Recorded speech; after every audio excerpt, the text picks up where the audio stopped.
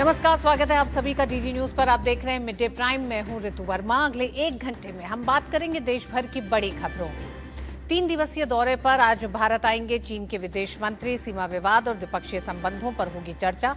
बताएंगे क्या है मायने चीन के विदेश मंत्री की भारत यात्रा के। साथ ही लोकसभा में 2 बजे होगी सुभांशु शुक्ला की ऐतिहासिक यात्रा के साथ भारत के अंतरिक्ष मिशन पर चर्चा, जिसमें विपक्ष का कहना है कि वो इस चर्चा में हिस्सा नहीं लेगा। इस बीच में शशि थरूर का ट्वीट कई बड़े संकेत देता है, जिसमें उन्होंने बहुत साफ कहा है कि विपक्ष इसमें हिस्सा नहीं ले रहा है, लेकिन ये मौका है जब देश ने अंतरिक्ष विज्ञान के क्षेत्र में एक बड़ा कीर्तिमान स्थापित किया है। वहीं एनडीए के उपराष्ट्रपति के उम्मीदवार सीपी राधाकृष्णन के नाम की घोषणा के साथ ही क्या है उपराष्ट्रपति चुनाव के समीकरण, और उत्तराखंड से लेकर महाराष्ट्र और दिल्ली तक मौसम की मार होगी देश दुनिया की हर बड़ी खबर। लेकिन सबसे पहले शुरुआत करेंगे अभी तक की बड़ी खबरों के साथ। अंतर्राष्ट्रीय अंतरिक्ष स्टेशन पर सुभांशु शुक्ला की उपलब्धियों पर लोकसभा में होगी विशेष चर्चा। जनविश्वास संशोधन बिल भी लोकसभा में पेश। सिलेक्ट कमेटी को भेजा गया विधेयक।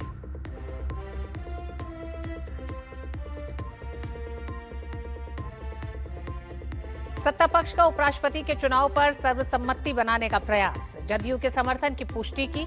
समाजवादी पार्टी सांसद रामगोपाल यादव ने कहा, आम सहमति बने तो बेहतर।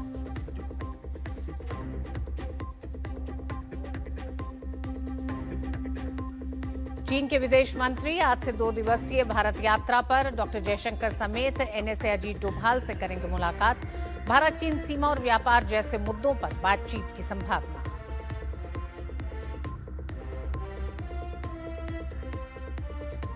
दिल्ली में यमुना का जलस्तर खतरे के निशान से ऊपर। प्रशासन ने निचले इलाकों में रहने वाले लोगों को सतर्क रहने की दी सलाह।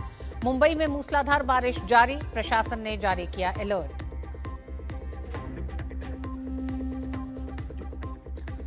और जेलेंस्की के साथ बैठक से पहले ट्रंप का बड़ा बयान। यूक्रेन को वापस नहीं मिलेगा क्राइमिया।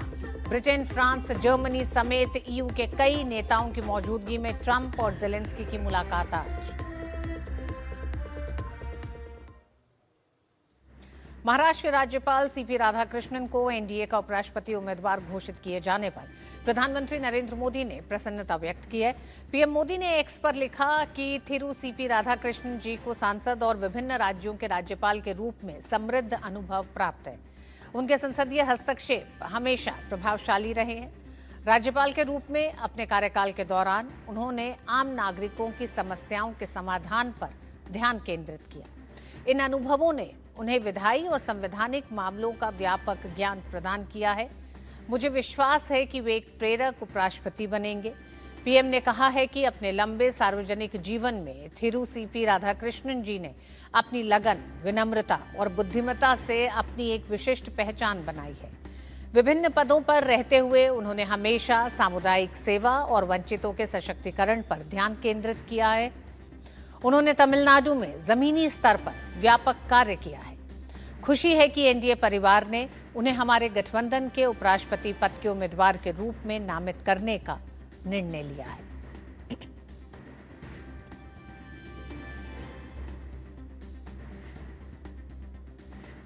और सत्ता पक्ष उपराष्ट्रपति के चुनाव पर सर्वसम्मति बनाने का प्रयास कर रहा है। बीजेपी के ओबीसी मोर्चा के अध्यक्ष और संसदीय बोर्ड के सदस्य डॉक्टर के लक्ष्मण ने विपक्षी दलों से अपील की है कि वो एनडीए के उपराष्ट्रपति पद के उम्मीदवार सीपी राधाकृष्णन का समर्थन करें। डीडी न्यूज से बातचीत के दौरान के लक्ष्मण ने कहा कि सीपी राधाकृष्णन अनुभवी हैं और ओबीसी समाज से आते हैं। सभी दलों को उनका समर्थन करना चाहिए। बीजेपी के वरिष्ठ नेता और संसदीय बोर्ड के सदस्य डॉक्टर के लक्ष्मण हमारे साथ हैं। सर, जब से उपराष्ट्रपति पद के लिए एनडीए उम्मीदवार के नाम का ऐलान हुआ है, बड़ी चर्चा हो रही है। दक्षिण भारत से हैं, तमिलनाडु से हैं, काफी पढ़े लिखे हैं, अनुभव है राज्यपाल के तौर पर, क्या कहना है? संसदीय बोर्ड मोदी जी के नेतृत्व में और राष्ट्रीय अध्यक्ष नड्डा जी के नेतृत्व में जो बैठक हुई, दक्षिण से एक पिछड़ा वर्ग समाज का और सार्वजनिक जीवन में कई पद संभाले और गवर्नर के नाते भी, चाहे झारखंड हो, तेलंगाना हो, पुदुचेरी लेफ्टिनेंट गवर्नर के नाते और महाराष्ट्र का आज राज्यपाल जी है। ये अच्छी शख्सियत है। मैं स्वागत करता हूं। एनडीए के सभी साथियों ने एक स्वर से स्वागत किया है, सर्वसम्मत से फैसला हुआ है। जेपी नड्डा बीजेपी के राष्ट्रीय अध्यक्ष ने ऐलान करते वक्त कहा कि वो अपोजिशन से भी चाहेंगे कि उनके नाम पर एक सहमति बने। क्या आपका कहना है? तमिलनाडु से आते हैं, क्या आप डीएमके से अपील करेंगे? ये सही में देखो, ये सार्वजनिक पद है। आज राजनीति के ऊपर हटकर सभी दलों को आज समर्थन करना चाहिए। हम भी चाहते हैं कि पूरे विपक्ष आज उनका समर्थन करके और निर्विरोध हमारे उपराष्ट्रपति बनाए। कैमरामैन लोकनाथ के साथ शैलेंद्र मिश्र, डीडी न्यूज, दिल्ली। उधर कांग्रेस सांसद गौरव गोगोई ने कहा है कि सीपी राधाकृष्णन की उपराष्ट्रपति पद की उम्मीदवारी पर इंडी गठबंधन में आम सहमति बनने की उम्मीद है। The India Alliance leaders have had few discussions on this matter, and I'm expecting that there would be a consensus and we would hear the discussion made public very soon. Samajwadi party सांसद रामगोपाल यादव ने NDA द्वारा महाराष्ट्र के राज्यपाल CP Radhakrishnan को उपराष्ट्रपति पद का उम्मीदवार घोषित किए जाने पर कहा है कि देश में कुछ पद ऐसे हैं, चाहे वह राष्ट्रपति हो, उपराष्ट्रपति हो, लोकसभा अध्यक्ष हो, इन पर आम सहमति होना बेहतर है। अब हमें मालूम नहीं है, वैसे कंसेंसस तो हमेशा अच्छी बात होती, वार्ता के जरिए ही होना चाहिए। कुछ पद ऐसे होते हैं देश में, चाहे राष्ट्रपति का हो, उपराष्ट्रपति का हो, स्पीकर का हो, इस पे कंसेंसस होना बेहतर होता है। सूत्रों के मुताबिक एनडीए की ओर से उपराष्ट्रपति पद के उम्मीदवार सीपी राधाकृष्णन के लिए समर्थन जुटाने के लिए रक्षा मंत्री राजनाथ सिंह ने वाईएसआर सीपी अध्यक्ष जगन मोहन रेड्डी से बातचीत की। इस बातचीत के बाद वाईएसआर सीपी राधाकृष्णन की उम्मीदवारी का समर्थन करेगी।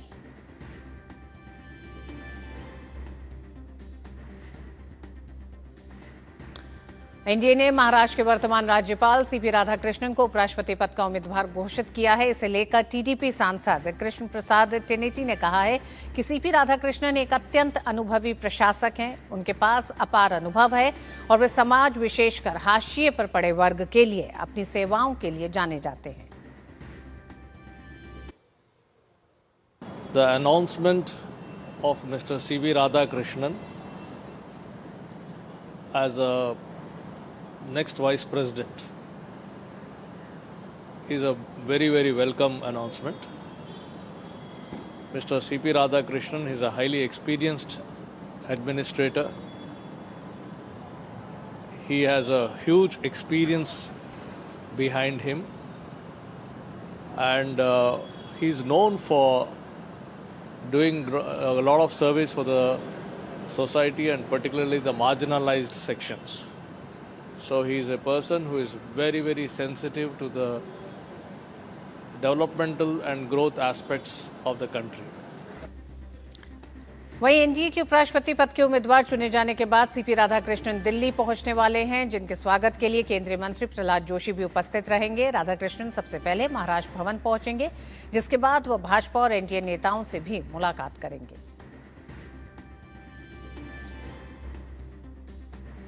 और एनडीए के उपराष्ट्रपति पद के उम्मीदवार की घोषणा के साथ ही इस चुनाव को लेकर सरगर्मी तेज हो गई है।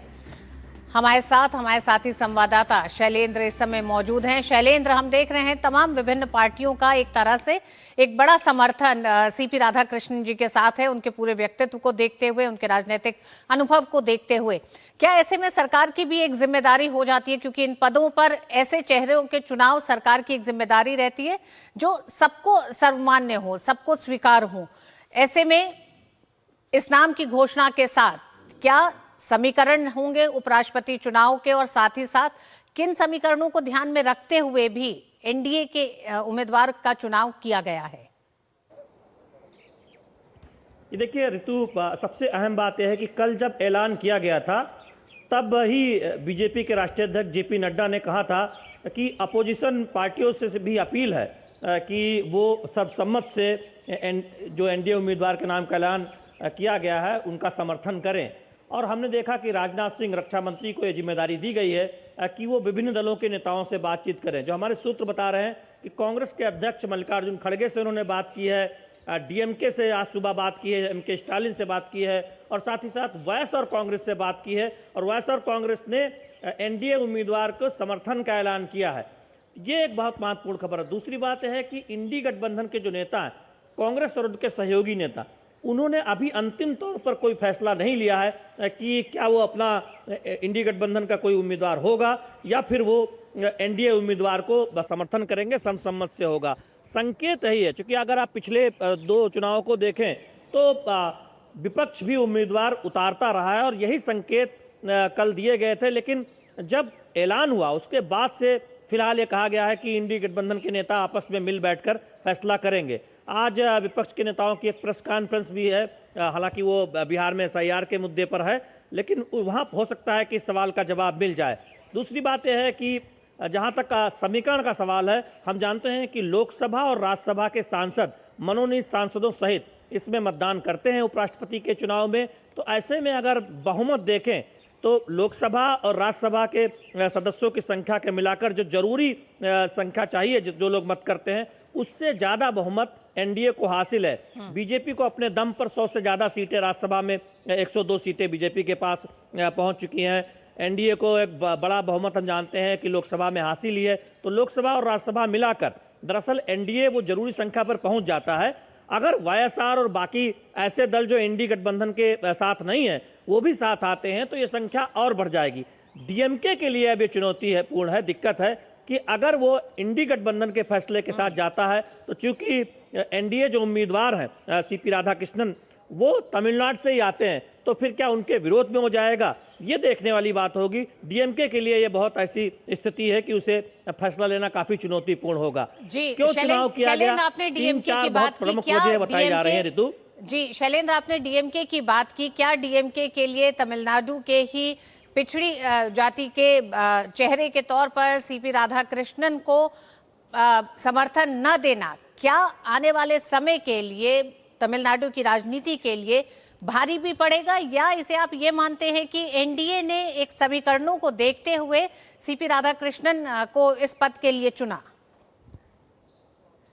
तमिलनाडु की राजनीति भी अगर के लिए डीएमके के लिए सीपी राधाकृष्णन का विरोध करना बहुत चुनौतीपूर्ण होगा, क्योंकि वो तमिलनाडु से ही आते हैं, ओबीसी समाज से हैं और जिस दक्षिण भारत के तमाम मुद्दों पर वकालत करने का दावा डीएमके करती है, उसी दक्षिण भारत के तमिलनाडु से, उनके राज्य से जहां डीएमके की राजनीति है, आने वाले एनडीए उम्मीदवार का विरोध करना ये बहुत चुनौतीपूर्ण होगा। और इसमें ये अब डीएमके को फैसला करना है कि वो अगर इंडी गठबंधन कोई उम्मीदवार उतारता है तो उसके साथ जाता है या फिर मतदान प्रक्रिया से अलग रहता है, क्योंकि वो भी हमने देखा है कि ये एक रणनीति अगर आप इतिहास में देखें तो कुछ दलों की रही है।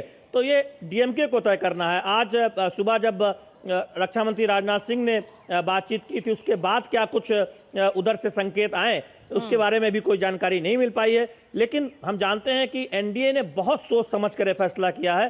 प्रधानमंत्री नरेंद्र मोदी को अधिकृत किया गया था, उनको एक तरह से फैसला लेने के लिए सभी एनडीए के जो नेता हैं उन्होंने कह दिया था कि प्रधानमंत्री नरेंद्र मोदी जो फैसला लेंगे वो मंजूर होगा। बीजेपी के संसदीय दल में मंजूरी मिली।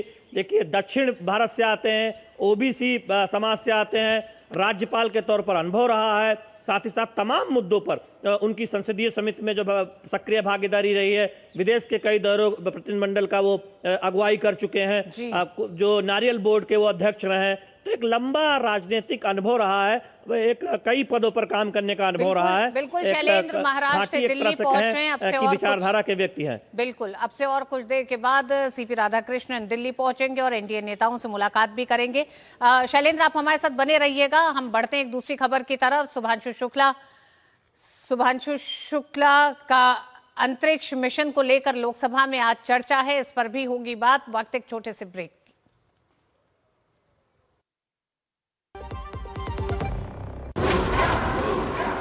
इसमें है फौलादी ताकत, ये कड़े इम्तिहानों से नहीं डरता, इसे सालों का तजुर्बा है। इसलिए मैं भी सूर्या पाइप्स का फैन हूँ। देश की तरक्की के सच्चे साथी। सूर्या है तो भरोसा है। वाह यार, क्या सही हो आप। मेरा भी मन करता है कुछ करने का। मन करता है तो करो। घर की चीजों से टाइम ही नहीं मिलता और हूँ सिर्फ 10वीं पास। आप LIC की बीमा सखी योजना के साथ जुड़ सकती हो। मैं LIC एजेंट बन सकती हूँ? पूरी ट्रेनिंग भी मिलेगी, मंथली स्टाइपेंड भी मिलेगा, स्टाइपेंड भी? ऊपर से कमीशन अलग। LIC बीमा सखी योजना से जुड़ने के लिए अपनी नजदीकी LIC शाखा से संपर्क करें। LIC बीमा सखी योजना, अपनी शुरुआत अपने हिसाब से। और लोकसभा में आज अंतर्राष्ट्रीय अंतरिक्ष स्टेशन पर भारत के पहले अंतरिक्ष यात्री और 2047 तक विकसित भारत के लिए अंतरिक्ष कार्यक्रम की महत्वपूर्ण भूमिका पर विशेष चर्चा की जाएगी। भारत की ओर से पिछले दिनों एक्सियोम मिशन 4 के तहत ग्रुप कैप्टन के तौर पर शुभांशु शुक्ला ISS पर गए थे। ISS पर जाने वाले भारत के पहले अंतरिक्ष यात्री शुभांशु शुक्ला की वापसी के बाद कल वो दिल्ली वापस लौटे हैं। 2047 तक विकसित भारत के लिए अंतरिक्ष कार्यक्रम की महत्वपूर्ण भूमिका पर आज लोकसभा में 2 बजे से चर्चा होनी है। हालांकि इस चर्चा में विपक्ष नहीं हिस्सा लेगा, ऐसी जानकारी मिल रही है। उसी के साथ वहीं सत्र के आखिरी हफ्ते में भी विपक्ष के भारी हंगामे के चलते लोकसभा की कार्रवाई 2 बार स्थगित हुई।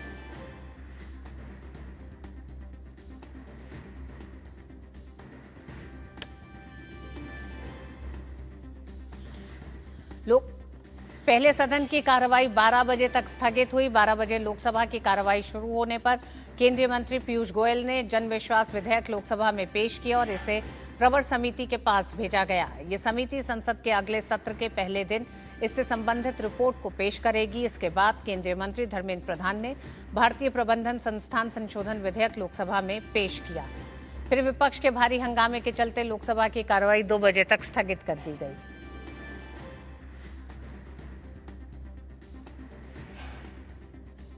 इससे पहले 11 बजे लोकसभा की कार्रवाई शुरू होने पर प्रश्नकाल में विपक्ष के गतिरोध से व्यवधान हुआ। इस पर लोकसभा अध्यक्ष ओम बिरला ने हंगामा कर रहे सांसदों से सदन की कार्रवाई चलने देने का आग्रह किया।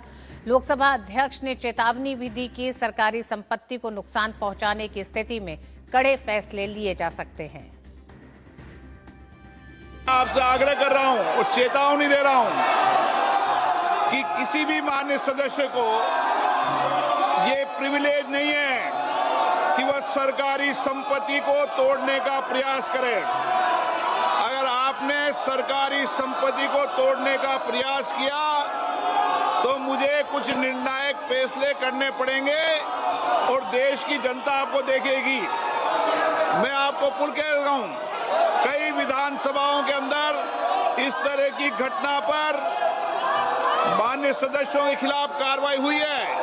मैं आपको फिर चेतावनी देता हूं, सरकारी संपत्ति को तोड़ने का प्रयास आप नहीं करें, यही मेरा आपसे आग्रह है। लोकसभा अध्यक्ष ओम बिरला ने चेतावनी दी तमाम सांसदों को कि सरकारी संपत्ति को तोड़ने का प्रयास ना करें, नहीं तो फिर उन्हें सख्त कार्रवाई करनी होगी। इसी के साथ 2 बजे तक के लिए लोकसभा स्थगित हुई। लोकसभा में आज जन विश्वास संशोधन 2.0 विधेयक 2025 पेश किया गया। वाणिज्य एवं उद्योग मंत्री पीयूष गोयल ने लोकसभा में इस विधेयक को पेश किया। ये मोदी सरकार की जन विश्वास पहल 2.0 का हिस्सा है, जो 2023 में लागू पहले सुधार कानून का विस्तार है। अगर बिल की प्रमुख विशेषताओं की बात की जाए तो 2023 के जन विश्वास कानून में 183 धाराओं में सुधार हुआ था, जबकि नए बिल में 350 से अधिक धाराओं में बदलाव प्रस्तावित है। इसमें अब छोटे अपराधों में सजा का प्रावधान खत्म किया जाएगा। पहली गलती पर जुर्माना नहीं बल्कि इम्प्रूवमेंट नोटिस जारी होगा, जिसके तहत लोगों और व्यवसायों को गलती सुधारने का अवसर मिलेगा। वहीं दोबारा गलती करने पर ही दंड लागू होगा। दंड राशि 2023 में तय मानकों के अनुसार होगी और आगे बढ़ सकती है। बहरहाल इस बिल के पास होने से व्यापारियों को सर्वाधिक फायदा मिलेगा। माना जा रहा है कि इस बदलाव से देश में बिजनेस के लिए अनुकूल माहौल बनेगा। खासतौर पर ईज ऑफ लिविंग और ईज ऑफ डूइंग बिजनेस को बढ़ावा देना इसका मुख्य उद्देश्य है। गौरतलब है कि 15 अगस्त के मौके पर प्रधानमंत्री नरेंद्र मोदी ने लाल किले की प्राचीर से नेक्स्ट जनरेशन रिफॉर्म की बात की थी। पीएम मोदी ने इसमें पुराने नियमों को अगली पीढ़ी के हिसाब से बदलने के लिए टास्क फोर्स का ऐलान किया था। कहा था कि हमारे देश में कई ऐसे कानून हैं जिसमें छोटी छोटी बातों पर भी जेल की सजा का प्रावधान है। उन्होंने कहा कि ऐसे अनावश्यक कानून जो भारतीय नागरिकों को जेल में डालते हैं, समाप्त किए जाए।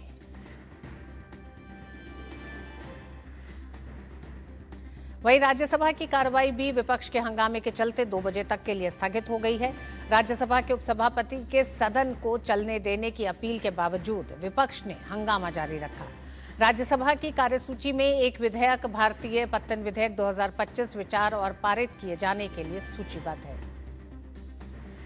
और चलने के मेंबर्स आवर है इशूज आपने मुझे आक्रांताओं के नाम पर के नाम बदलने की आवश्यकता बहुत महत्वपूर्ण है बोलने का प्लीज आप अपनी सीट पर जाइए, सदन को चलने दीजिए। माननीय अध्यक्ष महोदय, मैं इस सदन का ध्यान सीट पर जाए, महत्वपूर्ण सीट पर जाए और सदन को चलने दीजिए। और लोकसभा में 2047 तक विकसित भारत के लिए अंतरिक्ष कार्यक्रम की भूमिका को लेकर और शुभांशु शुक्ला की यात्रा के बाद इस पूरी अचीवमेंट पर लोकसभा में आज 2 बजे से चर्चा होनी है, लेकिन उससे पहले लगातार लोकसभा स्थगित होती रही है। ऋषि हमारे साथ जुड़ गए हैं। ऋषि, आज लोकसभा अध्यक्ष के तेवर सख्त थे, नाराजगी थी और चेतावनी भी थी। चेतावनी ये भी थी कि अगर लोकसभा के भीतर सरकारी संपत्ति को नुकसान पहुंचाया गया तो इस पर सख्त एक्शन लिया जाएगा। आखिर क्या हुआ ऐसा लोकसभा में कि लगातार वार्निंग्स तो लोकसभा अध्यक्ष दे रहे हैं, लेकिन आज एक तेवर अलग दिखाई दिए? देखिए ऋतु, जहाँ तक इस मानसून सत्र में विपक्ष के व्यवहार की बात करें तो लगातार जो हंगामा चल रहा है उसको रोकने के बहुत प्रयास हुए हैं।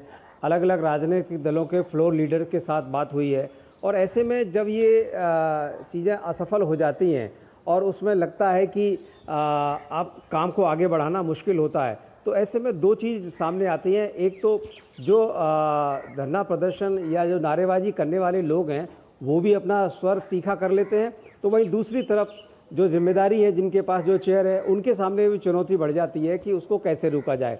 आज बार बार लोकसभा अध्यक्ष ने विपक्ष के सांसदों से आग्रह किया कि आप वेल में ना आएँ, या जिस तरीके से मेज को या अन्य सामान को पीटने या उस तरीके की जो प्रवृत्ति रही है उसको रोकने की बात करी। और इसी वजह से उन्होंने कहा कि आप किसी भी सरकारी संपत्ति को नुकसान ना पहुँचाएँ, वेल में ना आएँ। और इस तरीके के जब चेतावनी देने के बाद उन्होंने कहा कि नहीं होगा तो आपके खिलाफ कार्रवाई होगी। और उन्होंने कहा कि जिस तरीके से अन्य विधानसभाओं में जो इस घटनाएं जब हुई हैं इस तरीके की, तो वहाँ पर भी कार्रवाई हुई है। तो कहा जा सकता है कि आज लोकसभा अध्यक्ष के तेवर काफ़ी सख्त थे। और ये पूरी जो बात है इसमें एक चीज़ सामने निकल कर आती है कि जो सरकार के जो विधायी कार्य हैं, एक तरफ सरकार उनको आगे बढ़ाना चाहती है तो विपक्ष उसमें किसी भी तरीके से सहयोग करने के लिए तैयार नहीं है। बिहार में SIR का मसला उनके लिए एक ऐसा मसला है जिसको वो छोड़ने के लिए तैयार नहीं है और उस पर जो गतिरोध है वो अनवरत जारी है। दोनों ही सदनों में, राज्यसभा हो या लोकसभा, वहाँ पर इस पर गतिरोध जारी है। राज्यसभा में भी उपसभापति ने कोशिश की कि जो शून्यकाल है उसको आगे बढ़ाया जाए, जो सांसद हैं उनके मुद्दे सामने रखे जाएं। और वहाँ पर उपसभापति ने कई बार कहा है कि आप इन मुद्दों को भी जिन पर आप बोलना चाहते हैं, आप बार बार कार्य स्थगन प्रस्ताव का नोटिस दे रहे हैं, जबकि आपके पास अवसर है कि आप अपने मुद्दों को शून्यकाल में उठा सकते हैं। लेकिन गतिरोध लगातार होने की वजह से दोनों ही सदन में कामकाज नहीं होने के कारण जो प्रक्रियाएं हैं वो अवरुद्ध हो रही हैं। और हालांकि कोशिश हो रही है, पिछले ही सप्ताह में हमने देखा था कि सरकार ने कुछ विधेयकों को पारित कराया। आज भी जो विधेयक हैं उनको पेश किया गया, सेलेक्ट कमेटी को जनसेवा विधेयक को भेजा गया, बहुत महत्वपूर्ण विधेयक है। लेकिन ये जो चीज़ें हैं इसमें अगर विपक्ष की भूमिका सकारात्मक रहे तो बहुत सारी चीज़ें और सकारात्मक रूप से आगे बढ़ सकती हैं। अब आज की बात करें तो आज एक चर्चा है जो कि आज़ादी के बाद जो हम 100 साल पूरे करने वाले हैं, जो विकसित भारत का जो लक्ष्य है, जिसमें हमें स्पेस की दुनिया में जो हमने अब तक उपलब्धियां हासिल की हैं, इन सब पूरे घटनाक्रम पर एक चर्चा है, स्पेशल डिस्कशन है। लेकिन उस पर भी जिस तरीके के संकेत विपक्ष की तरफ से आ रहे हैं कि वो चर्चा में भाग नहीं लेंगे, उन्हें अपने मुद्दों पर ही चर्चा करनी है, तो ऐसे में 2 बजे जब दोनों सदन शुरू होंगे तो क्या परिस्थिति बनती है, चर्चा क्या हो भी पाती है या सदन से विपक्ष वॉकआउट करता है, ये देखना होगा। लेकिन गतिरोध विपक्ष की तरफ से लगातार बना हुआ है। ऋतु, ऋषि, इस बीच में शशि थरूर का जो ट्वीट है वो ट्वीट ये कहता है कि विपक्ष इसमें हिस्सा नहीं लेगा। हालांकि शशि थरूर ने इस बात का उल्लेख अपने ट्वीट में बहुत साफ किया है कि भारत के लिए ये बहुत बड़ी उपलब्धि है। एक्सियोम 4 मिशन, भारत के अंतरिक्ष यात्री शुभांशु शुक्ला का वहां जाना, 18 दिन की उनकी पूरी यात्रा थी जिसमें तमाम ऐसे प्रयोग थे वो उन्होंने किए हैं। और आने वाले समय के लिए 2047 तक के अंतरिक्ष विज्ञान के क्षेत्र में भारत किस तरह से आगे बढ़ रहा है, इस पर चर्चा को लेकर भी उन्होंने जिक्र किया है। ऐसे में शशि थरूर का ये ट्वीट और विपक्ष का हिस्सा न लेना क्या कहता है? देखिए, विपक्ष को भी एक बात अच्छी तरीके से मालूम है, कुछ मुद्दे ऐसे होते हैं जिस पर राष्ट्र हित में हमें राजनीति से इतर होना पड़ता है और उनका समर्थन करना पड़ता है। तो शशि थरूर का जो ट्वीट है वो दो चीज़ों को रेखांकित करता है। एक तरफ तो वो विरोध को नहीं छोड़ना चाहते, लेकिन उन्हें ये भी पता है कि इस मुद्दे पर उन्हें समर्थन करना उनकी मजबूरी भी है, क्योंकि जिस तरीके से पूरे देश की भावनाएं इस घटनाक्रम से जुड़ी हैं, क्योंकि भारत ने जो उपलब्धि हासिल की है, हम अंतरिक्ष में आगे जो बढ़े हैं और जिस तरीके से पूरी दुनिया में इन सब चीज़ों से जो प्रभाव पड़ता है, एक सशक्त देश के तौर पर आगे बढ़ने का जो संकल्प है उसको देखें तो विपक्ष को भी ये मानना पड़ता है कि जो हमारी उपलब्धियां होती हैं, वैज्ञानिकों की उपलब्धियां होती हैं, उनको हमें स्वीकार करना ही होता है, क्योंकि वो राजनीति से इतर होती हैं। और इन सब चीज़ों पर यही उनकी पोस्चरिंग है कि वो एक तरफ इस घटनाक्रम की तारीफ कर रहे हैं, उसके साथ खड़े हुए दिखाई दे रहे हैं, लेकिन जब इसकी चर्चा सदन में होना चाहती है तो उस चर्चा में भाग लेना नहीं चाहते, क्योंकि उनके अलग रिजर्वेशंस हैं इन सब मुद्दों को लेकर। बहुत संक्षेप में ऋषि, दोहरी नीति है, एक तरफ समर्थन है लेकिन जी बहुत संक्षेप में ऋषि, चुनाव आयोग ने उन तमाम सवालों के कल जवाब दिए हैं। राहुल गांधी, विपक्ष जिस तरह के सवाल कर रहे हैं उसके बावजूद अगर गतिरोध जारी है तो सरकार के पास क्या रास्ता है इस गतिरोध को दूर करने के लिए? अभी पूरा हफ्ता पड़ा है। देखिए, तो जहाँ तक मानसून सत्र की बात करें तो 21 तारीख तक का समय मुकर्रर किया गया है। अब इसमें 3-4 दिन का वक्त ही बचा है। ऐसे में सरकार ने अपने कुछ विधायी कार्यों को आगे बढ़ाया है। सरकार ने बार बार कहा कि हम अधिकांशतः यही चाहते हैं कि किसी भी विधेयक पर पहले चर्चा और उसके बाद वो विधेयक पारित हो, लेकिन अगर ऐसा नहीं हो पाता है तो उनकी मजबूरी है। और पिछले सप्ताह भी हमने देखा कि कई विधेयक पारित हुए। ऐसे में चुनाव आयोग ने कल जिस तरीके से प्रेस कॉन्फ्रेंस करके उन सभी सवालों के जवाब देने की कोशिश की, जिसमें एक बहुत बड़ा इशू था, जैसे कि एक शून्य पते पर इतने लोग रजिस्टर्ड हैं, ये एक बहुत बड़ा विपक्ष के द्वारा मुद्दा उठाया गया था। लेकिन इसको जब उन्होंने देश के सामने रखा चुनाव आयोग ने, तो बताया कि क्यों ऐसा होता है। तो उसके बाद इस तरीके के तमाम सवालों के जवाब है चुनाव आयोग ने दिए हैं। अब उनको वो रिकॉग्नाइज नहीं करना चाहते और उनकी जो जिद है या जो उनके मुद्दे हैं वो उसके साथ खड़े हुए हैं। तो ऐसे में उनकी प्रेस कॉन्फ्रेंस भी वो लोग करने वाले हैं 3 बजे के आसपास, तब फिर से उस पर पता चलेगा कि वो किस तरीके से आगे बढ़ते हैं। लेकिन ये गतिरोध जो है, मुझे नहीं लगता कि इस पर कोई इसको दूर करने के जो प्रयास हुए हैं वो सफल होंगे। बड़ा मुश्किल है, क्योंकि अब तो 2-3 दिन ही बचे हैं। जी, बहुत बहुत धन्यवाद ऋषि पूरी चर्चा के लिए इस विषय पर।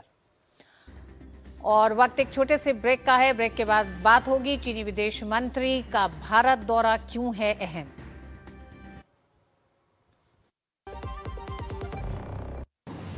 श्रावण भादो मास में निकलने वाली श्री महाकालेश्वर की सवारी में इस वर्ष हैं अनेक रंग। भक्ति है, श्रद्धा है और है लोक संस्कृति का अनूठा संगम। 14 जुलाई को प्रथम सोमवार हुआ बटुक वैदिक उद्घोष। 21 जुलाई को दूसरी सवारी में दिखी जनजाति व लोक संस्कृति की झलक और मुख्यमंत्री डॉक्टर मोहन यादव ने लिया प्रदेश की खुशहाली के लिए बाबा महाकाल का आशीर्वाद। तीसरे सोमवार 28 जुलाई को प्रमुख बैंडों ने अपनी खास प्रस्तुति से सभी भक्तों का मोह लिया मन। इसी प्रकार 4 अगस्त को चौथी सवारी में प्रदेश के ऐतिहासिक स्थलों की झांकी निकाली जाएगी। 11 अगस्त को 5वीं सवारी में प्रदेश के धार्मिक पर्यटन स्थलों व मंदिरों की भव्यता दिखाई देगी। 18 अगस्त को राजसी सवारी में अवंतिका नाथ का यशोगान होगा। आइए इस आध्यात्मिक अद्भुत अलौकिक यात्रा के साक्षी बने। LIC लाया है unit linked insurance plan index plus. जीवन बीमा पाइए और निफ्टी स्टॉक्स के साथ अपने मार्केट रिटर्न्स को तेजी से बढ़ाइए। इस अट्रैक्टिव कॉम्बिनेशन के साथ अपना कल सुरक्षित कीजिए। सिर्फ 2500 रुपए मंथली प्रीमियम से शुरुआत कीजिए। आज ही LICindia.in पर जाएं। चीन के विदेश मंत्री वांग यी भारत के 2 दिवसीय दौरे पर आज नई दिल्ली पहुंचेंगे। चीन की सत्ताधारी कम्युनिस्ट पार्टी के पॉलिट ब्यूरो सदस्य वांग यी राष्ट्रीय सुरक्षा सलाहकार अजीत डोभाल के निमंत्रण पर भारत आ रहे हैं। इस यात्रा के दौरान वांग यी भारत के विशेष प्रतिनिधि अजीत डोभाल के साथ भारत चीन सीमा मुद्दे पर विशेष प्रतिनिधियों की 24वें दौर की वार्ता करेंगे। विदेश मंत्री डॉक्टर एस जयशंकर भी उनके साथ द्विपक्षीय बैठक करेंगे। और चीन के विदेश मंत्री की बेहद अहम यात्रा पर और बात करने के लिए अखिलेश सुमेन हमारे साथ अब से थोड़ी देर में जुड़ रहे हैं। लेकिन हम बता दें, कई मायनों में चीन के विदेश मंत्री की ये भारत यात्रा अहम मानी जा रही है। 2 दिवसीय दौरे पर विदेश मंत्री चीन के भारत आ रहे हैं। NSA अजीत डोभाल के निमंत्रण पर चीन के विदेश मंत्री भारत दौरे पर आज शाम को 4:30 बजे पहुंचेंगे। अखिलेश सुमन और चर्चा करने के लिए हमारे साथ जुड़ गए हैं। अखिलेश सुमन, भारत और चीन के द्विपक्षीय संबंध, भारत चीन के बीच सीमा विवाद और इसी के साथ इस समय अमेरिका के साथ ट्रेड तनाव जो चल रहा है भारत का, उस बीच विदेश मंत्री चीन का ये दौरा कितना अहम, किन मायनों में अहम? देखिए, बहुत ही अहम है क्योंकि भारत और चीन जो है दुनिया के 2 सबसे बड़े देश हैं, जहां दुनिया की सबसे बड़ी जनसंख्या रहती है। ये दोनों जो है वो दुनिया के, अगर ग्लोबल साउथ कहें तो ग्लोबल साउथ के 2 बहुत ही विकसित देश की श्रेणी में आते हैं, जहां की उन्नत किस्म की मानव संपदा है, उसके अलावा यहाँ मैन्युफैक्चरिंग की कैपेसिटी है। और जब डोनाल्ड ट्रंप ऐसे सभी देशों पे टैरिफ वार एक तरीके से थोप चुके हैं, ऐसे में वांग यी की यह यात्रा बहुत ही महत्वपूर्ण है। क्योंकि देखिए, हर देश जो है या तो नए अवसर की तलाश कर रहा है या जो पुराने अवसर हैं उनको और कंसोलिडेट और सुदृढ़ करने की कोशिश कर रहा है। तो जैसा कि भारत और चीन के बीच में अक्सर ऐसा हुआ है कि जब सीमा पे तनाव बढ़ा है तो उसके बाद आपसी संबंध में खटास आई है। और भारत ने लगातार इस बात की ताकीद की है कि अगर सीमा पर शांति नहीं रही तो सामान्य संबंध नहीं रहेंगे।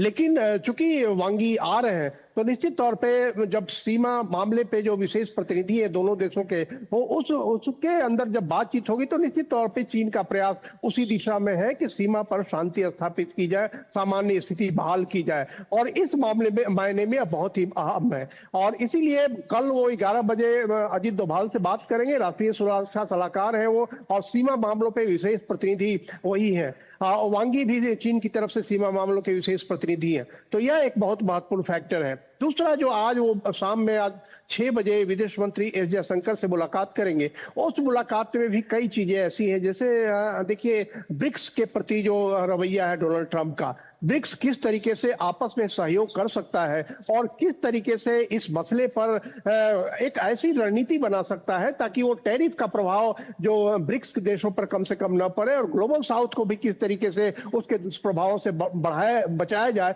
इस पर भी चर्चा हो सकती है। और दूसरा, SCO की शिखर सम्मेलन होनी है 31 अगस्त और 1 सितंबर को। तो SCO में इस मसले पर किस तरह की रणनीति अपनाई जा सकती है ताकि ये जो आर्थिक संबंध है वो मजबूत हो, लेकिन साथ साथ सुरक्षा संबंध भी जो है वो मजबूत हो। क्योंकि अभी पिछले दिनों पहलगांव में जो घटना हुई थी, पहलगांव घटना के बाद आतंकवाद को एक बार फिर से दुनिया ने रेखांकित किया कि आतंकवाद एक बहुत बड़ी समस्या है आपसी सहयोग में। तो उस पर भी चर्चा होनी है। और मुझे लगता है कि विदेश मंत्री एस जयशंकर इस बारे में वांग यी से चर्चा करेंगे कि किस तरह से जब SCO का संयुक्त बयान आएगा तो किस तरीके से आतंकवाद के मसले को, खास करके सीमा पार आतंकवाद के मसले को उसमें शामिल किया जाएगा। और जब वो कल प्रधानमंत्री नरेंद्र मोदी से मिलेंगे वांग यी, तो नरेंद्र मोदी के शाम 5:30 बजे उनकी मुलाकात है, तो नरेंद्र मोदी के सामने भी वो जो चीन के राष्ट्रपति है शी जिनपिंग, उनका भी कुछ विशेष संदेश, कुछ विशेष कम्युनिकेशन जरूर प्रेषित करेंगे ताकि SCO में जाने के पहले प्रधानमंत्री नरेंद्र मोदी उस मामले में भी अपना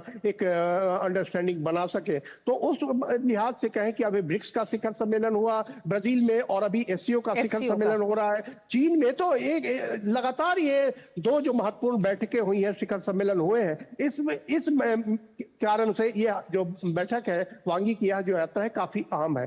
अखिलेश जी, वैश्विक रणनीति में ये जो मंच हैं, इन मंचों से डोनाल्ड ट्रंप की जो एक तरह से नाराजगी रही है, उन्हें ये लगता है कि अमेरिका को दरकिनार करते हुए कुछ संगठन मजबूत हो रहे हैं, कुछ बड़े ऐसे एजेंडों पे काम कर रहे हैं जो अमेरिका के हित के नहीं है। मसलन अगर हम टैरिफ को ही लें, चीन को लेकर एक दौर वो भी था जब 129% तक का टैरिफ चीन पे लगा दिया था। 21 तारीख वो आखिरी तारीख है जब 50% जो भारत पे टैरिफ लगा है उसकी वो अंतिम तारीख है।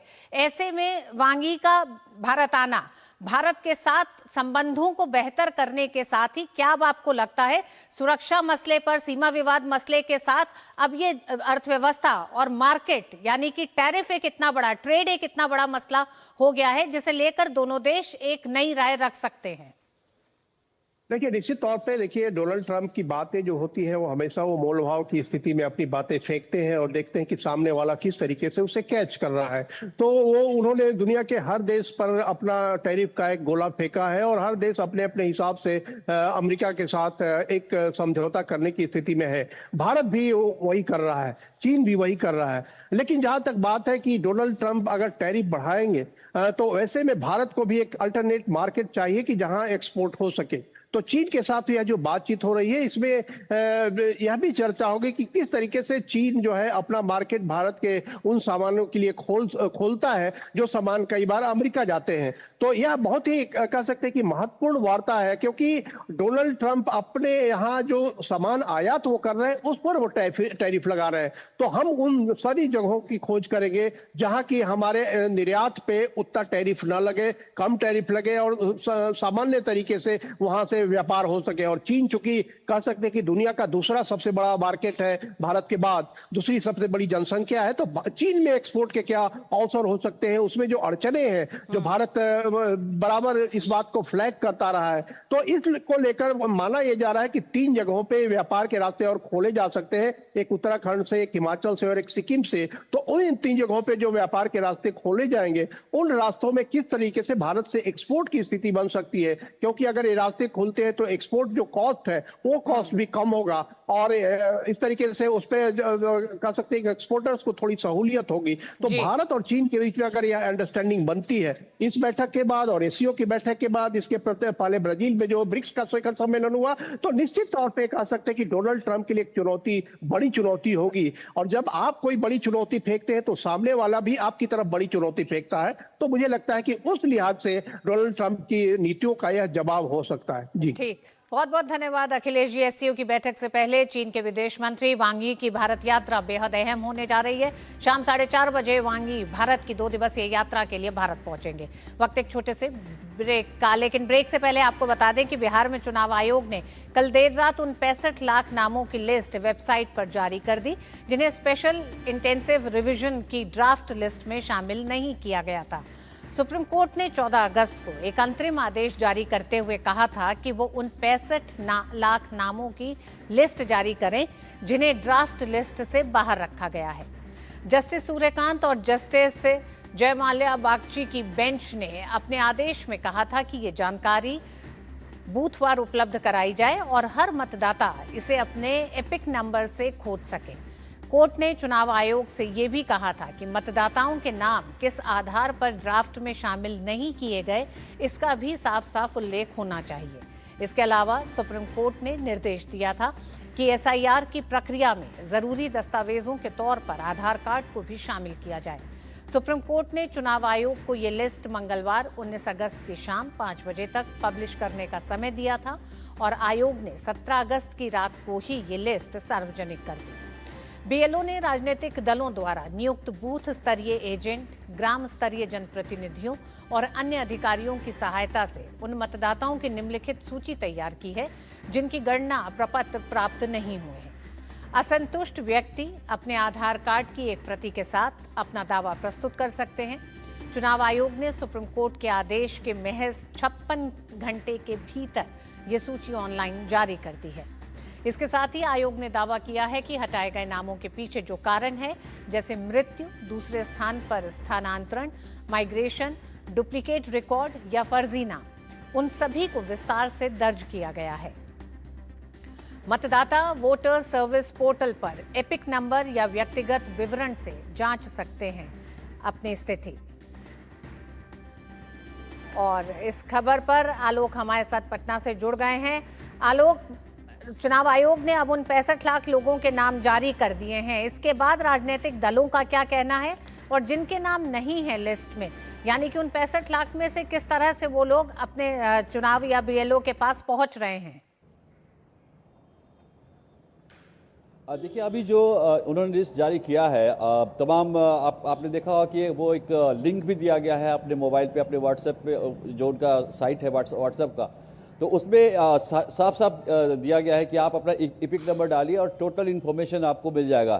तो अभी तक आप कहें कि सवेरे से लेकर अभी तक की जो रिपोर्ट है उसमें बिहार के सभी जिलों में, बिहार के सभी प्रखंड में ये लिस्ट वहाँ पर चस्पा किया गया है। वेबसाइट में तो है ही, और चुनाव आयोग ने एक तरह से, बिहार चुनाव आयोग ने एक और प्रूफ दिया है कि वहाँ पर जहाँ पर भी ये पोस्टर्स चिपकाया गया है वहाँ पर जनता जो जनार्दन है या जो मतदाता है उनसे ये प्रूफ लिया गया है कि हाँ, यहाँ पर मतदाता सूची जो 65 लाख जो आप कह रहे, जिसका आपने जिक्र किया है, तो उन्होंने कहा कि ये 65 लाख हर जिले में, हर प्रखंड बार वो लिस्ट जारी किया है और उसमें जनता ये कह रहे कि हाँ, ये लिस्ट जारी किया गया है। और अभी तक हम अगर भारतीय जनता पार्टी या विपक्षी दलों की बात करें तो अभी तक प्रतिक्रिया नहीं आई है, लेकिन विपक्षी दलों से जहाँ तक बात हुई है तो वो कह रहे हैं कि इस पर अभी हम देख रहे हैं और इसको विस्तार रूप से देखने के बाद इस पर कोई हम कमेंट करेंगे। लेकिन चुनाव आयोग ने जो 19 अगस्त का जो डेडलाइन उनको मिला था, लेकिन चुनाव आयोग ने उसके 2 दिन पहले ये डेटा जारी करके ये साबित किया कि चुनाव आयोग हर तरीके से जो सुप्रीम कोर्ट का आदेश हो या जो सुप्रीम कोर्ट का डायरेक्शन हो उसका जल्द से जल्द पालन करने के लिए प्रतिबद्ध है। हाँ, वही बात अगर हम विपक्ष की करें तो अगर आप देखें कि कल जिस तरीके से वोट अधिकार यात्रा निकाली जा रही है कांग्रेस के द्वारा, कांग्रेस के साथ साथ उनके साथ और जो अन्य विपक्षी दल है बिहार के, वो विभिन्न जिलों का दौरा कर रहे हैं और लोगों को बताने की ये कोशिश कर रहे हैं कि आपकी वोट चोरी हुई है। लेकिन अगर देखा जाए कि बिहार में इस मुद्दे को अगर हम ग्राउंड की बात करें तो ग्राउंड में यह मुद्दा कहीं भी नहीं ठहर रहा है और कहीं से ऐसी खबरें नहीं आ रही है कि पूरा ये वोट जो कटा है जिनका, वो गलत है। अगर आप एक और प्रूफ इसमें दिया गया है कि अगर आपका नाम हटा है तो उसका कारण दिया गया है। जैसे कि मैं अगर आलोक हूं, मैं बिहार का वोटर हूं और मैं जाकर दिल्ली में चला गया हूं और दिल्ली में गाजियाबाद का वोटर हो गया हूं और वहां जाकर अपना रोजगार कर रहा हूं, तो आपका नाम तो कटेगा ही। तो इस तरह के कारण भी दिए गए हैं कि क्यों इनका नाम काटा गया है और क्योंकि चुनाव आयोग पर बार बार जो आरोप लगे हैं कि जबरदस्ती नाम काटा गया है, तो इसमें चुनाव आयोग ने प्रूफ भी दिया है कि इनका नाम क्यों काटा गया है। जी हाँ, बिल्कुल 1 तारीख तक का समय है। 65 लाख जिनके नाम कटे हैं उनके नामों को जारी किया जाए, कारण बताया जाए, यही राजनीतिक पार्टियों की, खासकर विपक्ष की ये मांग थी, जिसे कि चुनाव आयोग ने अब सार्वजनिक कर दिया है। अब बारी मतदाताओं की है, राजनीतिक पार्टियों के पोलिंग एजेंट की है कि अपनी शिकायतों को लेकर, अब उन नामों को लेकर आगे किस तरह से उन नामों को शामिल करना है उसको लेकर चुनाव आयोग तक पहुंचे। बहुत बहुत धन्यवाद आलोक अभी तक की पूरी जानकारी के लिए। और दिल्ली में यमुना का जलस्तर लगातार बढ़ रहा है। राजधानी में बाढ़ का खतरा गहरा गया है। वर्तमान में यमुना के बहाव को 205.03 मीटर के खतरे के निशान से ऊपर दर्ज किया गया है। जलस्तर में और बढ़ोतरी की आशंका है क्योंकि हथनीकुंड बैराज से करीब 1.78 लाख क्यूसेक पानी छोड़ा गया है। प्रशासन का कहना है कि अगले 24 से 48 घंटों में इसका असर दिल्ली में साफ दिख सकता है। सबसे ज्यादा खतरा पूर्वी और मध्य दिल्ली के निचले इलाकों में है। ITO, Rajghat, Ring Road, Civil Lines और यमुना किनारे की बस्तियां, यमुना पुस्ता, सोनिया विहार और मजनू का टीला इससे प्रभावित हो सकते हैं। प्रशासन ने राहत बचाव टीमें तैयार कर दी हैं। NDRF और आपदा प्रबंधन टीमें बोट के साथ अलर्ट पर है। दिल्ली सरकार का कहना है कि हालात पर लगातार नजर रखी जा रही है।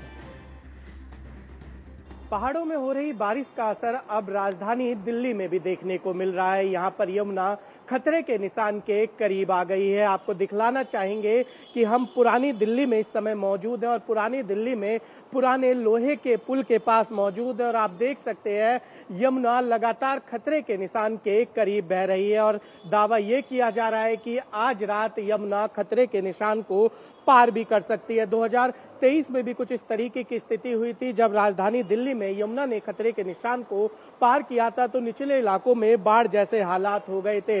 अगर इस बार की बात की जाए तो ITO, Rajghat, Ring Road, Civil Lines, Yamuna Pusta, Sonia विहार, मजनू का टीला जैसे इलाके जो है खतरे के निशान के पार कर जाने के बाद से बेहद हम कह सकते हैं संवेदनशील हो जाते हैं और वहां पर हालांकि प्रशासन के द्वारा अलर्ट जारी किया गया, लोगों को कहा गया है कि वो निचले इलाकों से बाहर निकलें। और इसके अलावा अगर बात की जाए तो हरियाणा के हथनीकुंड बैराज से सारे गेट खोल दिए गए हैं, जिससे के चलते आप देख सकते हैं कि यमुना की जो गति है वो कितनी तेज नजर आ रही है पुराने पुल के पास। और ये पुराना पुल जो है राजधानी का ऐतिहासिक पुल है। फिलहाल यहाँ पर आवाजाही आपको दिखलाना चाहेंगे कि अभी चालू है, लेकिन जैसे ही यमुना खतरे के निशान को क्रॉस करेगी इसको पूरी तरीके से बंद कर दिया जाता है। लेकिन अभी राजधानी की अगर बात की जाए तो यहाँ पर स्थिति जो है वो बिगड़ती चली जा रही है। हालांकि सरकार की ओर से, DDA की ओर से तमाम उपाय किए जा रहे हैं कि अगर हालात बेकाबू होते हैं तो उनको किस तरीके से काबू किया जाए। लेकिन एक बार फिर राजधानी में यमुना जो है वो खतरे के निशान के लगभग करीब पहुंच गई और उम्मीद ये जताई जा रही है कि आज रात ये निशान यमुना छू सकती है। कैमरा पर्सन अनिल के साथ निशांत राय, DD न्यूज, दिल्ली। और मुंबई समेत महाराष्ट्र के भी कई हिस्सों में लगातार बारिश जारी है। भारतीय मौसम विभाग के अनुसार सुबह 10 बजे के अपडेट के अनुसार अगले 3 से 4 घंटों में मुंबई में अत्यधिक भारी बारिश का अनुमान है, जिसकी वजह से कई इलाकों में जलभराव हो गया है और लोगों को काफी परेशानियों का सामना करना पड़ रहा है। मौसम विभाग ने महाराष्ट्र में अगले 7 दिन तक अत्यधिक भारी बारिश होने की आशंका जताई है। IMD के अनुसार आने वाले 3 से 4 दिन में पूरे कोंकण तट पर समुद्र की स्थिति खराब रहने की आशंका है। इस दौरान 50 से 60 किलोमीटर प्रति घंटे की गति से हवाएं चल सकती हैं। मछुआरों को इस दौरान समुद्र में न जाने की सलाह दी गई है। IMD ने पुणे के घाटों के लिए रेड अलर्ट जारी किया है। साथ ही मुंबई वासियों को अनावश्यक यात्रा न करने और बाहर निकलते समय सावधानी बरतने की सलाह दी है। पुलिस को हाई अलर्ट पर रहने के निर्देश भी दिए गए हैं। निशांत राय दिल्ली से और शिशिर मुंबई से हमारे साथ जुड़ गए हैं। शिशिर, पहले आप ही के पास आते हैं। शिशिर, सबसे पहले आपके पास आते हैं कि किस तरह से मुंबई में महाराष्ट्र के लिए अगले एक तरह से 3 से 4 दिन बेहद चुनौतीपूर्ण होने जा रहे हैं। किस तरह से इन परिस्थितियों से निपटने के लिए प्रशासन ने अपनी तैयारियां की हैं? बिल्कुल, देखिए मौजूदा स्थिति में अगर महाराष्ट्र की बात करें तो खासतौर से मुंबई की अगर बात करें तो मुंबई में पिछले 24 घंटों में तकरीबन देखा जाए तो 37 मिलीमीटर से ज्यादा भी वर्षा हुई है। और खासतौर पर मुंबई के जो निचले इलाके हैं, दादर, सायन, माटुंगा, अंधेरी, सबवे, ये जो इलाके हैं यहाँ पर जो है हम देख पा रहे हैं कि चूंकि बारिश लगातार हो रही थी सुबह से, इसलिए यहाँ पे जलभराव की स्थिति जो है वो उत्पन्न हो चुकी है। इसकी वजह से अगर देखा जाए मुंबई की ईस्टर्न सबब और वेस्टर्न सबब दोनों की यातायात इस वक्त काफी स्लो मूविंग है। साथ ही साथ प्रशासन की तरफ से भी निर्देश दिए गए हैं जो स्कूल है मुंबई में, जो कॉलेजेस है जो कि दोपहर के सत्र में शुरू होते हैं, उनको जो है छुट्टी दी गई है। और साथ ही साथ मुंबई पुलिस ने अपने ट्वीट के माध्यम से लोगों से अपील की है कि अगर जरूरत पड़े तो ही घर से बाहर निकले। मुंबई के जो इस वक्त अगर देखा जाए जो गार्डियन मिनिस्टर, पालक मंत्री आशीष शेलार, उन्होंने जो है BMC जाकर जो कंट्रोल रूम है वहां से मुंबई का जायजा लिया और अधिकारी को निर्देश दिए हैं कि जहां जहां पर जरूरत होगी वहां पर जो है प्रशासन तैनात किया जाए, खासतौर पर मुंबई के निचले इलाके जहां पर जलभराव की समस्या होती है। और इसीलिए हम देख रहे हैं कि कई जगह पर इस वक्त जो पंपिंग स्टेशन बिठाए गए जहां पर ये पानी जो है वहां से पंपिंग स्टेशन द्वारा जो है दूसरी तरफ डाइवर्ट किया जाता है। हालांकि अगले 3 से 4 घंटे मुंबई वासियों के लिए कहा जा रहा है कि भारी से भारी बारिश हो सकती है, क्योंकि सुबह से बारिश हो रही थी, कुछ वक्त बारिश अब जो है मुंबई में कुछ कुछ जगह पर रुक रुक कर हो रही है, लेकिन इसके बावजूद आने वाले 3 से 4 घंटे मुंबई के लिए बेहद महत्वपूर्ण होंगे। अगर इसी तरह से अगर भारी बारिश मुंबई में होती रही तो मुंबई के कुछ इलाके जलमग्न भी हो सकते हैं। और इसी के मद्देनजर जो प्रशासन है, खासतौर पर मुख्यमंत्री भी है, वो भी इस वक्त जो है अलग अलग जिला अधिकारियों के इस वक्त संपर्क में है। बात करें अगर महाराष्ट्र की, चूंकि मुंबई से देखा जाए तो रायगढ़, कोंकण का इलाका है जहां पर रेड अलर्ट दिया गया है। यहाँ पर भी मछुआरों को कहा गया है कि वो समुद्र में न जाए और साथ ही साथ यहाँ पर जो है NDRF की और SDRF की टीमें तैनात की गई है। नांदेड़ में अगर देखा जाए कल चूंकि वहां पर ढक फटने के कारण जो है बहुत ज्यादा वर्षा हुई थी और इसलिए कुछ नांदेड़ का जो इलाका है वो काफी जलमग्न हो चुका था, चूंकि वहां पर भी इस वक्त जो है NDRF की और SDRF की टीमें तैनात की गई है। जी हमारे साथ निशांत हमारे साथ जुड़े हुए हैं। निशांत, आपके पीछे जो पुल दिखाई दे रहा है, इसे हर साल तेज बरसात में जब यमुना खतरे के निशान से ऊपर बहती है, इस पर आवाजाही रोकी जाती है। ऐसे में अब रात काटनी ज्यादा मुश्किल है, क्योंकि रात सबसे ज्यादा भीषण होने जा रही है जिस तरह से जल स्तर बढ़ रहा है। प्रशासन की क्या तैयारियां हैं लोगों को वहां से हटाने की, व्यवस्थाओं की? ऋतु, मैं सबसे पहले आपको बताना चाहूँगा जो दोपहर 1 बजे का अपडेट है, जो यमुना का स्तर है वो 205.31 हो चुका है और जो खतरे का निशान है वो 205.33 है, यानी 0.2 की केवल कमी रह गई। और कैमरा पर्सन से कहना चाहूँगा कि एक बार दिखाएं खतरे का निशान दर्शकों को, ताकि दर्शकों को अंदाजा लग सके कि यमुना के स्तर अभी क्या है। आपने जैसा बताया कि ये जो पुराना पुल है, जैसे ही यमुना खतरे के निशान के ऊपर जाती है तो इसको बंद कर दिया जाता है और इस पर आवाजाही पूरी तरीके से रोक दी जाती है। और जैसे ही यमुना 206 के आसपास पहुंचती है, इस पर रेलवे, चूंकि ऊपर रेलवे ब्रिज भी है, तो रेलवे की भी आवाजाही रोकी जाती है। अभी की स्थिति ये है कि जो हरियाणा के हथनीकुंड बैराज से 1.78 क्यूसेक लीटर पानी छोड़ा गया है, उसके चलते यमुना की आपको मैं गति दिखलाना चाहूंगा कि किस तरीके से तेज गति जो है आपको नजर आ रही होगी। और ये गति लगातार दिल्ली में जो निचले इलाके हैं उनकी टेंशन बढ़ा रही है। हालांकि प्रशासन, दिल्ली सरकार की ओर से निचले इलाकों में अभी अनाउंसमेंट कराई जा रही है कि आप ऊपरी इलाकों में चले जाएं, स्थिति जो है वो गंभीर हो सकती है। अलर्ट कल ही जारी कर दिया गया था और अलर्ट जारी करने के बाद से अगर बात की जाए तो अभी भी स्थिति कुछ इस तरीके की है कि लगातार जो यमुना का जल स्तर है वो बढ़ता चला जा रहा है। और इसके साथ साथ ये कहा जा सकता है ऋतु कि अगर आज देर रात तक इसी रफ्तार से यमुना बढ़ती रही तो खतरे के निशान के ऊपर चली जाएगी। और 2023 में अगर बात की जाए तो 208.66 जो पानी का स्तर था वो था, जिसके चलते हमने देखा था कि निचले इलाकों में तो पानी भरा ही था और दिल्ली में आईटीओ तक पानी आ गया था। हालांकि उस समय आईटीओ पे जो बैराज है उसके 2 गेट नहीं खुल पा रहे थे। ऐसे में इस बार पूरी तरीके से दिल्ली सरकार ने तैयारी की है कि किसी भी तरीके से दिल्ली वासियों को परेशानी ना हो, जिसके चलते पहले अलर्ट जारी कर दिया गया है। एनडीआरएफ की टीमें तैनात हैं, दिल्ली जल विभाग पूरी तरीके से सक्रिय नजर आ रहा है और निचले इलाकों में लोगों को अब ऊपर जाने के लिए अनाउंसमेंट किया जा रहा है कि आप ऊपर चले जाएं। अगर इलाकों की बात की जाए तो यमुना पुस्ता की बात की जाए, मोनेस्ट्री की बात की जाए, कालिंदी कुंज की बात की जाए, इस्माइलपुर की बात की जाए, दिल्ली के तमाम इलाके हैं जिन पर सीधा असर यमुना का जल स्तर बढ़ने से बाढ़ जैसी स्थिति बन सकती है, जिसको लेकर प्रशासन पूरी तरीके से फिलहाल चौकस नजर आ रहा है। बहुत बहुत धन्यवाद निशांत, आपका भी, शिशिर आपका भी। महाराष्ट्र और दिल्ली दोनों जगह ही बरसात के बड़े खतरे को देखते हुए, मौसम की मार को देखते हुए कई व्यवस्थाएं प्रशासन ने की हैं। उधर नई दिल्ली में एमएसएमई वैश्विक शिखर सम्मेलन 2025 का आयोजन किया गया। सम्मेलन में अंतर्राष्ट्रीय व्यापार से जुड़ी प्रमुख हस्तियों ने हिस्सा लिया। कार्यक्रम में अर्थव्यवस्था के क्षेत्र में एमएसएमई के योगदान पर चर्चा हुई। कार्यक्रम में बोलते हुए मुख्य अतिथि दिल्ली विधानसभा के अध्यक्ष विजेंद्र गुप्ता ने कहा कि एमएसएमई क्षेत्र का भारत के सामाजिक आर्थिक विकास में अहम योगदान है। एमएसएमई भारतीय अर्थव्यवस्था की रीढ़ की हड्डी है। देश के विकास और रोजगार देने में भी ये सेक्टर अहम भूमिका निभाता है। MSME, micro, small, medium enterprises are the backbone of our economy. Today, this sector contributes nearly 45% of India's total exports, but with the right policy framework, global partnerships, and encouragement of innovation, this contribution has the potential to rise to 60 to 70%. और mid day prime में खेल की खबरों के लिए आइए सीधे रुक करते हैं। सुचित्रा, क्या खबरें आज खेल जगत से? शुक्रिया ऋतु। सबसे पहले बात करते हैं नीरज चोपड़ा की। मौजूदा विश्व चैंपियन और 2 बार के ओलंपिक पदक विजेता नीरज चोपड़ा ने इस साल के डायमंड लीग फाइनल में जगह पक्की कर ली है। फाइनल 27 और 28 अगस्त को स्विट्जरलैंड के ज्यूरिख में होगा। नीरज ने पेरिस चरण में 88.16 मीटर तक भाला फेंक कर जीत हासिल की थी। उन्होंने दोहा में 90.23 मीटर का नया राष्ट्रीय रिकॉर्ड भी बनाया था। सितंबर में नीरज चोपड़ा विश्व एथलेटिक्स चैंपियनशिप में भी उतरेंगे। विश्व एथलेटिक्स चैंपियनशिप 13 से 21 सितंबर के बीच जापान के टोक्यो में आयोजित की जाएगी।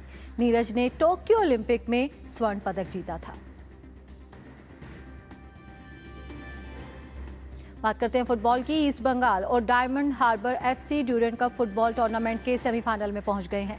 कोलकाता के विवेकानंद युवा भारती क्रीड़ांगन में खेले गए क्वार्टर फाइनल में ईस्ट बंगाल ने चिर प्रतिद्वंदी मोहन बागान सुपर जायंट्स को 2-1 से हराया। अब 16 बार की Durand champion East Bengal semifinal में पहली बार खेल रहे डायमंड हार्बर एफसी से खेलेगी। जमशेदपुर में खेले गए एक अन्य क्वार्टर फाइनल में डायमंड हार्बर एफसी ने जमशेदपुर एफसी को 2-0 से हराकर अंतिम 4 में जगह बनाई। हरियाणा की 3 सगी बहनों प्रिया यादव, गीता यादव और ऋतु यादव ने ऑस्ट्रेलिया में आयोजित ऑस्ट्रेलियन ओपन और WT Presidents Cup Oceania taekwondo championship 2025 में कांस्य पदक जीतकर देश का नाम रोशन किया। 13 अगस्त से 17 अगस्त 2025 तक गोल्ड कोस्ट ऑस्ट्रेलिया में आयोजित अंतर्राष्ट्रीय चैंपियनशिप में तीनों बहनों ने टीम कैटेगरी अंडर 30 में खेलकर कांस्य पदक हासिल किया। गीता यादव और ऋतु यादव ने जर्मनी में 16 जुलाई से 27 जुलाई 2025 तक आयोजित वर्ल्ड यूनिवर्सिटी गेम्स में 7वां स्थान हासिल किया था। इससे पहले भी तीनों ने ऑस्ट्रेलिया में आयोजित 3 अंतर्राष्ट्रीय प्रतियोगिताओं में 2 स्वर्ण और 1 रजत पदक जीता था।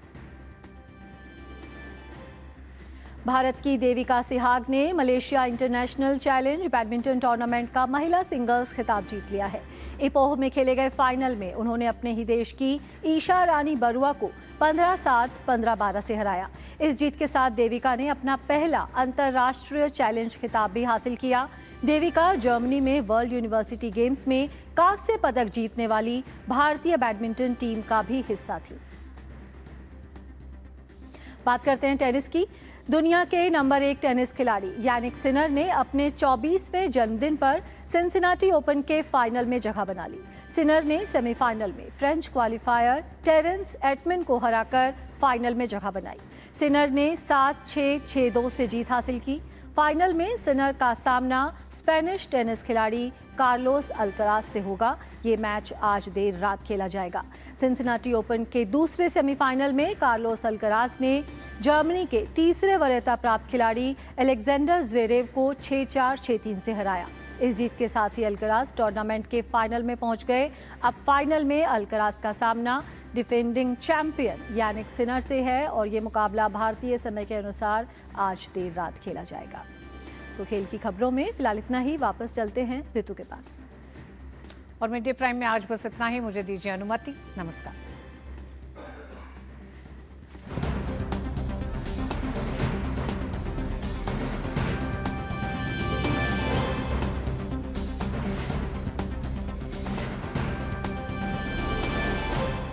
मिड डे प्राइम के प्रायोजक थे LIC, हर पल आपके साथ।